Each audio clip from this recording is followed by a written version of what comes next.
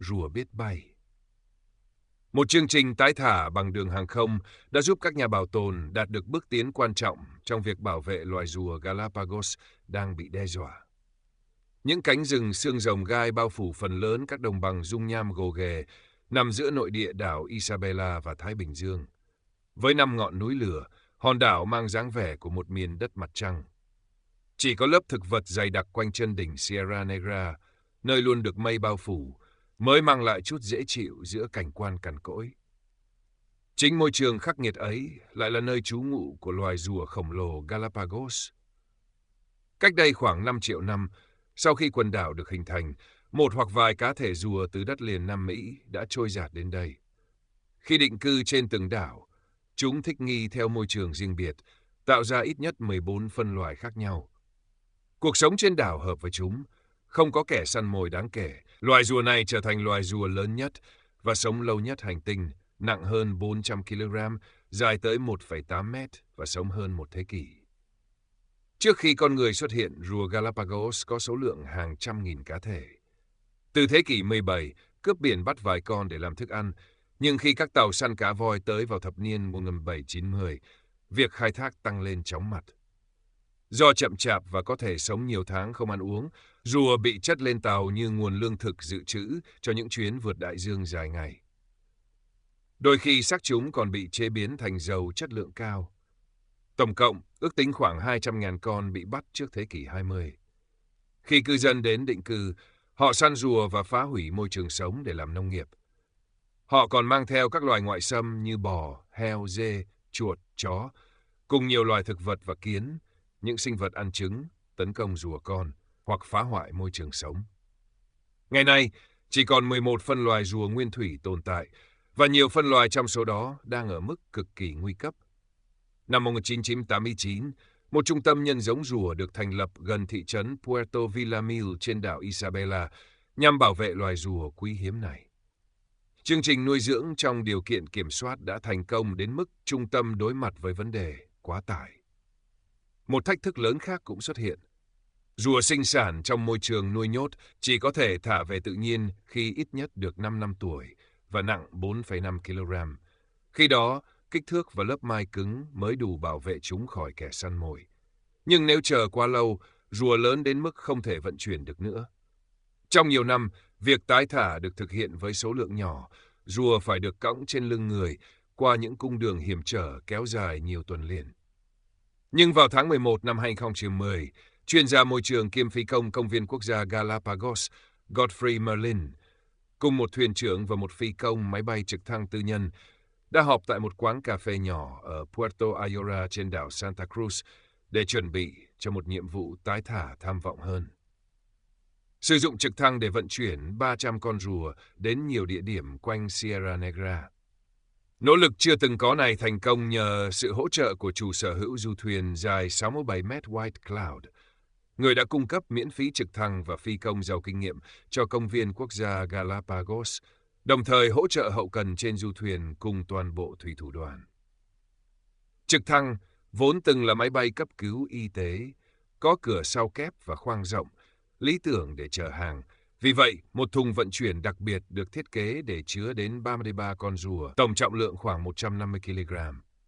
Cộng thêm nhiên liệu, phi công và 4 thành viên phi hành đoàn, con số này gần chạm ngưỡng tải trọng tối đa của trực thăng. Suốt 3 ngày liên tiếp, nhóm tình nguyện viên tại trung tâm giống đã làm việc không ngừng nghỉ để chuẩn bị rùa con cho chuyến đi. Trong khi đó, các kiểm lâm được chở đến trước tại những vị trí hẻo lánh để dọn bãi đáp giữa bụi rậm, xương rồng và đá dung nham. Khi được thả về tự nhiên, những con rùa con nhanh chóng tản ra khắp lãnh thổ tổ tiên, khám phá môi trường mới và gặm lá cây cỏ. Cuối cùng, một con rùa nhỏ tình cờ gặp một con rùa khổng lồ đã sống trên đảo cả trăm năm. Hai cá thể, một bé nhỏ, một khổng lồ, đứng cạnh nhau trở thành biểu tượng mạnh mẽ cho sự tái sinh của một loài cổ xưa.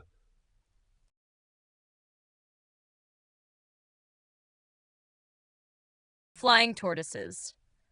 An airborne reintroduction program has helped conservationists take significant steps to protect the endangered Galapagos tortoise. Forests of spiny cacti cover much of the uneven lava plains that separate the interior of the Galapagos island of Isabela from the Pacific Ocean. With its 5 distinct volcanoes, the island resembles a lunar landscape. Only the thick vegetation at the skirt of the cloud-covered peak of Sierra Negra offers respite from the barren terrain below. This inhospitable environment is home to the giant Galapagos tortoise. Sometime after the Galapagos' birth, around 5 million years ago, the islands were colonized by one or more tortoises from mainland South America.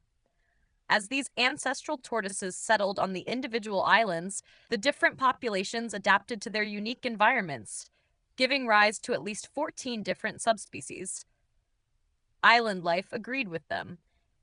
In the absence of significant predators, they grew to become the largest and longest living tortoises on the planet, weighing more than 400 kilograms, occasionally exceeding 1.8 meters in length, and living for more than a century. Before human arrival, the archipelago's tortoises numbered in the hundreds of thousands. From the 17th century onwards, pirates took a few on board for food. But the arrival of whaling ships in the 1790s saw this exploitation grow exponentially. Relatively immobile and capable of surviving for months without food or water, the tortoises were taken on board these ships to act as food supplies during long ocean passages. Sometimes their bodies were processed into high-grade oil. In total, an estimated 200,000 animals were taken from the archipelago before the 20th century. This historical exploitation was then exacerbated when settlers came to the islands. They hunted the tortoises and destroyed their habitat to clear land for agriculture. They also introduced alien species, ranging from cattle, pigs, goats, rats, and dogs, to plants and ants, that either prey on the eggs and young tortoises or damage or destroy their habitat. Today, only 11 of the original subspecies survive, and of these, several are highly endangered. In 1989, work began on a tortoise breeding center just outside the town of Puerto Villamil on Isabela, dedicated to protecting the island's tortoise populations. The center's captive breeding program proved to be extremely successful, and it eventually had to deal with an overpopulation problem. The problem was also a pressing one. Captive-bred tortoises can't be reintroduced into the wild until they're at least 5 years old and weigh at least 4.5 kilograms, at which point their size and weight, and their hardened shells, are sufficient to protect them from predators. But if people wait too long after that point, the tortoises eventually become too large to transport. For years, repatriation efforts were carried out in small numbers, with the tortoises carried on the backs of men over weeks of long, treacherous hikes along narrow trails. But in November 2010, the environmentalist and Galapagos National Park helicopter pilot Godfrey Merlin, a visiting private motor yacht captain and a helicopter pilot, gathered around a table in a small cafe in Puerto Ayora on the island of Santa Cruz to work out more ambitious reintroduction mission. The aim was to use a helicopter to move 300 of the breeding center's tortoises to various locations close to Sierra Negra. This unprecedented effort was made possible by the owners of the 67-meter yacht White Cloud, who provided the Galapagos National Park with free use of their helicopter and its experienced pilot, as well as the logistical support of the yacht, its captain, and crew. Originally an air ambulance, the yacht's helicopter has a rear double door and a large internal space that's well suited for cargo. So a custom crate was designed to hold up to 33 tortoises with a total weight of about 150 kilograms. This weight, together with that of the fuel, pilot, and 4 crew, approached the helicopter's maximum payload. And there were times when it was clearly right on the edge of the helicopter's capabilities.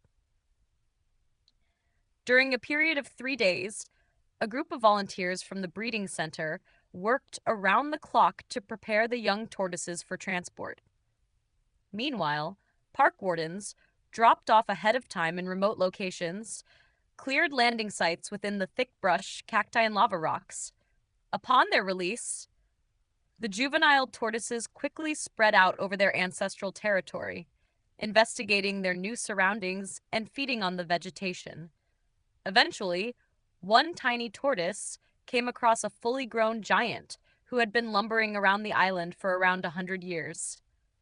The two stood side by side, a powerful symbol of the regeneration of an ancient species.